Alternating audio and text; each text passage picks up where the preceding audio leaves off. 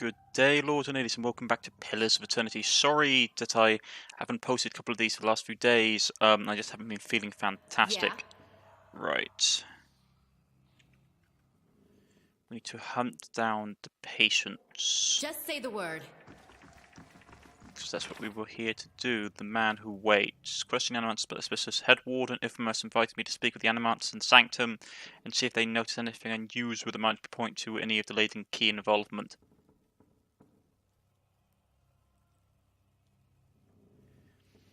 From the vision, I remember them talking about it. He sounded like he was a patient. Oh, what's in here? In the corner of room is Murad's lab rest. In the corner of Murad's lab rests a large wooden trunk. It seems like it contains something important, if only by virtue of its size. Examine the trunk more closely. A lack of dust and trunk surface and large scratches on the tiles floor suggest that the trunk is frequently used and moved throughout the laboratory despite its considerable size.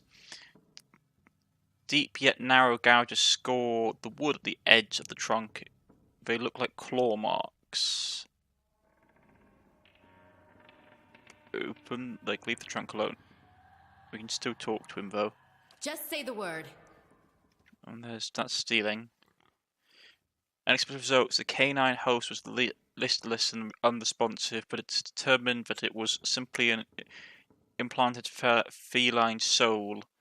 Urine results in vagus simulation. So there's something in the trunk. Oh, it's frozen as cat thing. Like if you've got a cat in a box, with a vial of poison, at both ones and the same time, it can be alive and not alive, kind of thing. And the monster scribbles furiously on a parchment scroll while his free hand dances through the air, counting off unseen objects. His lips move in silent discourse. As you recite thoughts over his scroll, he looks up at you with a mingled perplexity and irritation. Well met, friend. Can I help you? He forces a polite smile. Has anything unusual been happening around here? What are you working on? I'm looking for expert on the awakening. We've already talking to the person about that. Have you seen anything unusual happening around here? You must be joking. He said the sanctorium. Nothing is usual down here. He pauses. Although now that I think of it, the patients seem more agitated lately. But they're Cadna Ozo's responsibility, not mine. What are you working on? My area of focus is Witcher. More specifically, how to cure them. Why do you study Witcher? He huffs. What kind of question is that? I just think of all the families that could be healed, the lives that could be restored. What could be more important? His face has reddened and he turns away from you in the moment. He shakes his head. Animancy has an answer here. I know it. It's a simple matter of working it out. We know what witches are. They're basically like the children that are possessed by monsters. Or possessed by... Basically, they've put animal souls into monsters and they've turned like feral and ghoulish. I see. Let's looking around. Then be quick about it. I do not touch anything. The sanctorium has lax explicit policy, but I don't. Without another word, he resumes his work. Just say the word. So we need to talk to... Is this the person we need to talk to? No.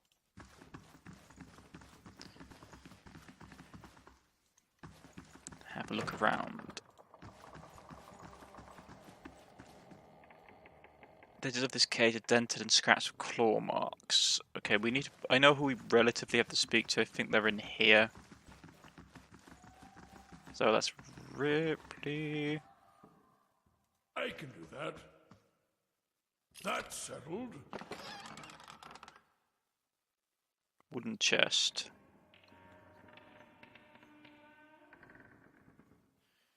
Okay.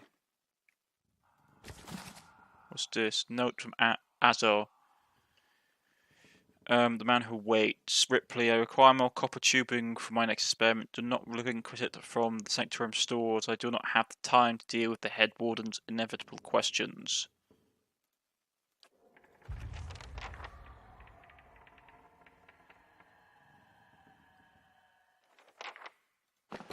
What's in here. Northward patient record.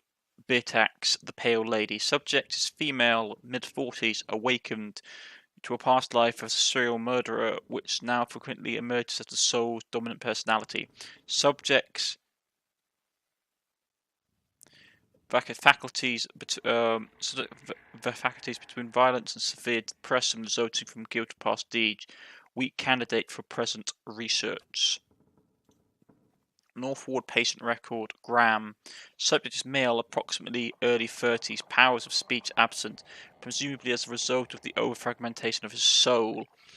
As such, he is the ideal subject for present research.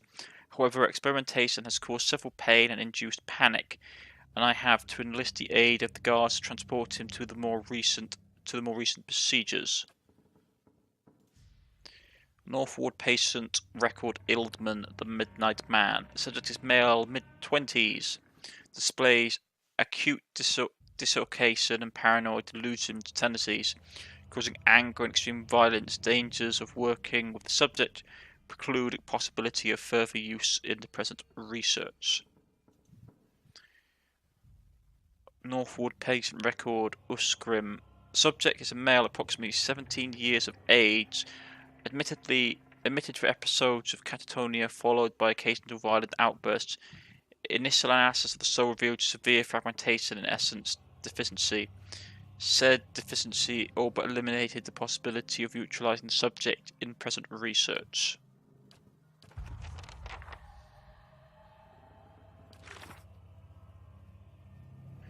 Cademan was absent from its office and has evidently been running some secret experiment. I should take this up to the head warden. Whether this is connected to the Caden's operations remains to be seen. How do you do? A young Orlean woman traces her fingers along the spines of a book in front of her. Row by row, her motions quicker and she skitters like a bird. She does not notice you until you are nearly upon her. Oh me, oh my, you startled me. Are you supposed to be in here? Are you the animal who's been buying relics for, What do you do here, you inquire? Mostly help Master Azo set up and clean his equipment. I also keep his office organised since he's too busy to do it himself. No, that's not it. Right, okay. Just So we say need to the go word. back upstairs.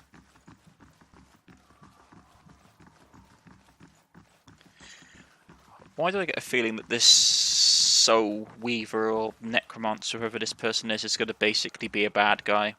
Either he's a bad guy or the person he's working on has tricked him.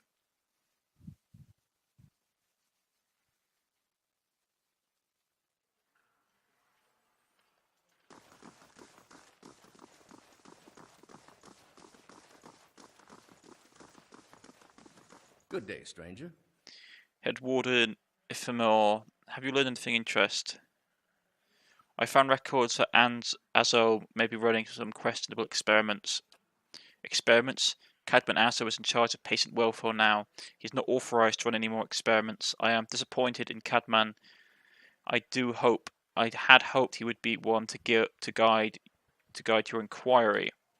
He'll be in his office or in the patient wards. I am granting you immediate access so you can find him. No doubt you will wish to speak to him further on the matter, and I, for one, am curious as to what he might have to say. Tread carefully in the wards. There are few dangerous cases. I would ask that you do your best not to agitate the patients. We have enough trouble as it is. Just say the word. You must be in the basement. Yeah. Not a problem. As was on record showed that he sometimes forces patients to undergo experiments, even when they're unwilling. One patient from the Northward, Graham, was a frequent test subject. Graham may be able to shed some light on whatever Azo has been working with the Aladdin key. Right. Hopefully there's people still sane. Is it whenever we go to sane asylums we end up fighting our way through? It was the same thing in what was that game we played? It was the science fiction one that had magic in it. Shadowrun. Like that was the same thing in Shadowrun. Like the first game, you literally went into an insane asylum in that one. Head Warden says you can go in. Be careful in there.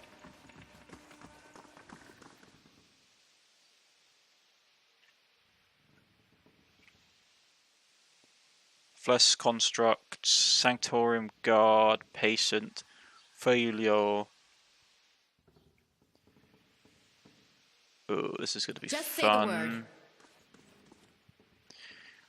Failure. A curved spine twists this woman's posture forward, her greasy hair draped over her large eyes like vines. She smiles at you, must be visiting someone, but noticing your appearance she adds a friendly visit, I hope. What do you know of this animancer Azo? Do you know where you might find Azo? Have any of the patients here been acting unusual? Well, there's Beatrix, who relives a murder she committed more than 5 lifetimes ago. Ildman, who they say only has half a soul and is found collecting the faces of others because he believed his own to be a false one. Graham, he speaks in a language no one understands and wails at night sometimes. Different from the normal behaviour, I mean. Well, I suppose, but nothing that they didn't volunteer for. Master Azo let us know that a number of the patients in Northwood had volunteered for a new therapy and would be escorted to his laboratory to receive treatment. The Northwood has the most troubled cases. I'm glad some of them have chosen to get help. It seems to me it's gotten quieter over there since it started. What do you know about this Animancer Azo? Oh, I like him very much. Many animators could care less about their patients, look at us like vermin for the experiments. Master Azo treats us like humans, even the very sick. You can tell he did this to help people. He's helped me understand a great deal about myself, and I know he's done the same for others. It's not too bad. It's too bad what they did to him. He hides it well, but I know he's still affected by it. What happened to Azo? Freyyor's eyes dart back and forth and her voice lowers to just a whisper. They don't like to talk about it, but there was an accident. He was said to be one of the brightest in the Deerwood, that was his reputation here, and that was what brought him to seek treatment. People who say it was ego that drove him to try and solve the legacy, but that's hogwash. Even if he was a bit of a showman, he loves his homeland. He thought he could help. He wasn't one to speak of his work, suspected his colleagues might have tried to steal it, but he told me once that he had figured out a way to create a soul. Not a soul exactly, mind you. How did he put it? A proxy, I think he called it. Had some machine that drew energy out of the very ether. Can you imagine? The point is, it was going to help with the legacy. It was going to make the Hollowborn into something easier to live and care for. God knows that's something we need. But do you know what they call those empty little babies in Odra's Grift? No, tell me. They called them buoys because so many of them found buoys because so many of them found floating face down in the water. These are mad times. Anyway, Master Azo had scheduled a public demonstration of his work in Copper Lane. He was so excited. And then the next day he was locked in his office, turning away visitors. I heard, and he stopped seeing. He stopped seeing patients. I don't know what exactly happened. I don't know have the heart to ask him, but I'm glad they're letting him treat people again. Would I be able to visit this North Ward? They like to keep them separate. I don't know that I ever seen the guards allow a visitor to just Master and Azo. Why are you here exactly? I'm behind a hair, her cheeks flushed. Don't want to say. You think less of me. I'm listening. I wouldn't worry about that. When you blush, it brings out the colour of your eyes. You can tell me I'm going crazy too. I'm listening. These last few years haven't been kind to me. They haven't been kind to anyone, really. I try not to think of it personally. I lost my husband and both my boys in the Saints' War. My daughter, the legacy took her before she was ever mine. I made do. What else could I do? I moved into a tiny place in Odra's Gift. Got by mending clothes and on the kindness of strangers when I had to. But I was surviving and the gods were watching over me. I could live with that. Then one day this noblewoman comes in, wants this fancy gown fixed, gorgeous thing. This shade of blue I'd never seen before, only I had. I looked at it and I remembered it reminded me of something. I had what they call an awakening. I remember being a noblewoman myself in another life, people doting over me, men doting over me, the best food, the best beautiful home, all these things you'd never dared to dream of, they were mine. It was a poison knowing that all these things I had that I had never had in this life. It did something to me. My food started to taste rotten. The walls of my little room seemed to be closing in around me. I stopped being able to sleep in my own bed. So I came here. It was that or break into an estate and start ordering servants around. It seems like there's such a silly thing to worry about. You don't have to tell me, but I can't get past it, and I started to wonder, did the gods choose this life for me? And if so, what terrible thing must I have done to deserve it? Maybe you'll get there again one day. If not in this life, another. Maybe the gods took offense to your overindulgence. Nobody deserves to go what you've gone through. You had it right before. There's nothing to do but live with it. Maybe you'll get over it one day. Maybe not in this life, but in another. The strange part is, I think even the best wouldn't be good enough for me anymore. I think it must have gotten to the point where I was like that noble lady. Do you know where I may find Azo? I think I've seen him around today. Have you checked the laboratory? It shares a wall with his office. He's been spending most of his time there lately. Farewell. Right, Sanctorian Guard. I'm on it.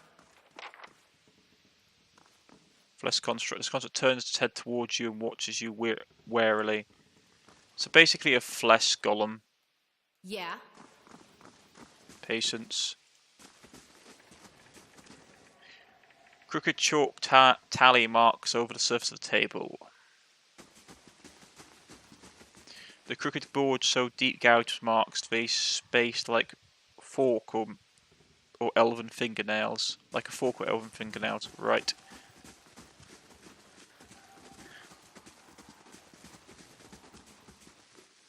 There's something there. What's that? Sugar, okay. Yeah.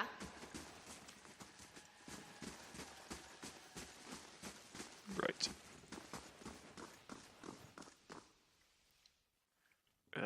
More flesh constructs.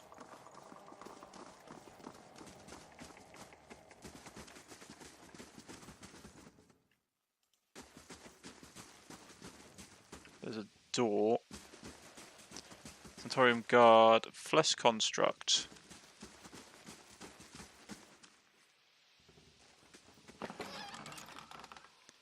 Yeah.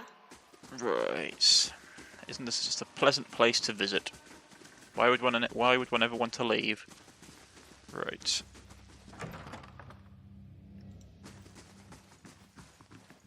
Okay, let's close the door for a second. What's this? Deerwood, Part 1, Early Colonial History.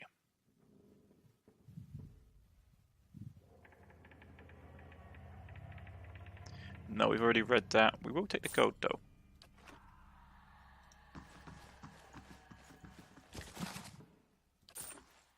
But money never hurts.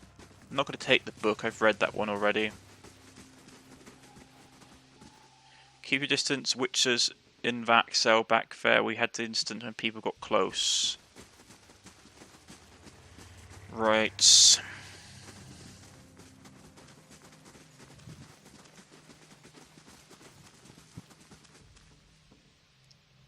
we can't get in that door, okay.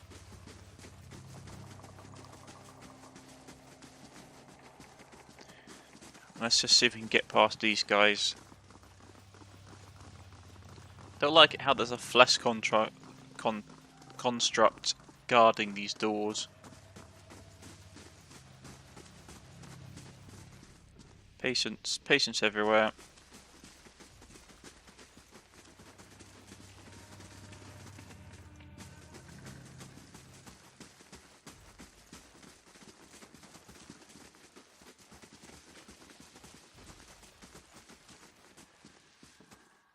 Okay, let's just check the map.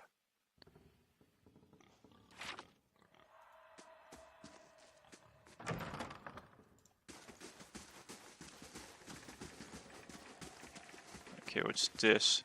Something chunks and bubbles in the tank. Churns and bubbles. The copper wires and conduits are shiny. This device is warm to the touch. A simple test. That's settled.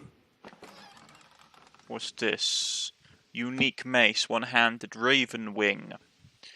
Legend tells of a druid wise and powerful who travelled accompanied by a flock of ravens. In battle, the druid would assail his enemies with his mace, while the ravens descended in a chaotic swarm, distracting and flanking his foes. Years of coordinated attacks and the druid's lingering magic are said to have gifted this mace with a enchantment that lends the wielder similar gifts. It makes it a fine wrought and lightweight, making it maneuverable, if not very resistant against direct damage. Against a distracted opponent, however, a single blow will prove very sufficient. Right, so it's +4 accuracy when attacking the same target as an ally, 25% damage when attacking the same target as an ally.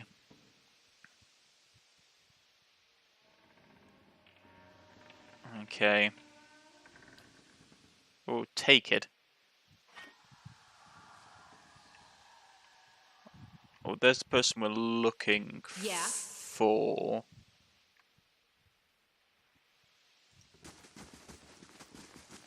I can do that. That's settled. Bath Golan. Balith Galan Wolfheart is said to have been blessed by the Lord of the Hunt himself, a human hunter showing skill with bow and arrow beyond any before seen. Caught Galawin's attention one day. Galawin proposed a bargain. If the hunter could best him in a hunting contest, Galawin would present her with an armour that would bestow upon her the power of the wolf. For a week, both hunters tracked their respective quarry through the woods, and when the contest was ended, the hunter had fallen the most game. True to his word, Galawin presented her with the wolf's heart, which gave her a crafty and elusive nature of its namesake. So that's stun duration, minus 50 stun duration, minus 50% knockdown. Defense, yeah, 50% defense against all stun. It's okay. Not particularly useful. This is the person we need to talk to, isn't it? Something churns in the tank. Yeah, okay, the couple wires, right. So this is the person we need to talk to. A round-faced, bald man turns to face you. His upper lips are pulled back upwards slightly by his pointed nose, exposing his upper teeth when he scowls. What is the meaning of this? Elfmore told me you were not supposed to be doing any more experiments. I heard you were demoted. How did it happen? I'd like access to the Northern Ward. Elfmore told me you were not supposed to be doing any more experiments. Yes, well, Elfmore hasn't done much good for anybody since he had his soul moved into an inanimate object, so I fail to see why I should have to let that sway me. If animats all followed the commands of their leaders, where would we be? We'd all be at the backwoods and willful ignorance as Red Saras. We would know nothing about life or death, or even ourselves. We would be lost in the dark with no clue as to why. I never thought I'd find myself in agreement with the statue, but Elfmore's right about this fellow at least. He sneers as though, how easily ambition masquerades as prudence. I'll bet he's fooled even himself. You toy with things beyond your comprehension, it's dangerous and foolish. It seems to me that you are still in the dark. Surely there are other paths that would involve risking less lives. You're right about that much. There are certain questions that have to be answered. I have no interest in arguing about this. You toy with things beyond your comprehension. It is dangerous and foolish. Are you from Rayed Ceres?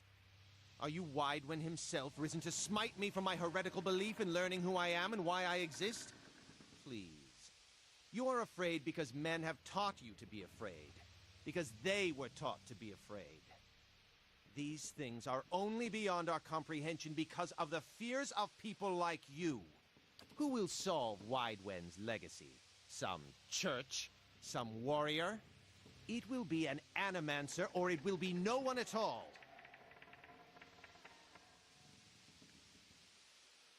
Have you tried to experiment on any other subjects? I have, yes. No point in lying about it, now that Elfmore's involved. I have asked for volunteers from other patients, and a few brave souls came forward. I was very close at one time to breakthrough. They understood that. They understood their sacrifice would mean something. I would like access to the North Ward. Out of the question, those patients are isolated for a reason. I've seen your records and know what you're doing with them. I've seen your record. I know that you do what you're doing with them, so you coerced them into your experiments before you told me everything. Perception, I can't do that. I have seen your record. I know what you're doing with them. Those are private. You have no right. He balls his fist and digs his teeth into the index fingers. A growl simmering beneath his breath and a deep scowl compresses his face. Fine. Speak to them for all the good it'll do you. I'm sure the discussions will be fascinating. He pulls a heavy key out from his pocket and nearly slams it down on the floor before handing it to you. I heard you were demoted. How did that happen? Astro's nostrils flare and he bares his upper teeth more broadly, but it's none of your concern. Did one of those others put you up to this, Adma, that smug weasel? Things went wrong with everything. I didn't know how. I'll never know. He spits on the floor and as if to remove the bitterness from his mouth. Farewell. Just Okay, say so the he's word. bitter as sin. As always, on record so, they had something forced patients to undergo experiments even when they were unwilling. One patient from Northward Grand Blyre, fully commencing that Cadney Ozo is only one with access to North Ward. I received a key in North Ward from Azo. He was not pleased to give it.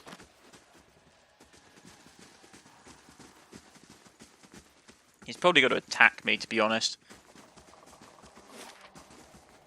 If I was attempting to do the various things, I would probably attack me. No offense, but I know me well enough to know that you really don't want me poking around. Right, patience. Something over there. It's definitely trapped. Just Oh say no, the it's word. not. It's hidden. Growl Golem. Okay, it's that drug. Well, that was disappointing. I thought it was going to be something unique and rare, but apparently not. Great flesh golems. North Ward. Let's close the door. Who's this? Is it my face? Tell me.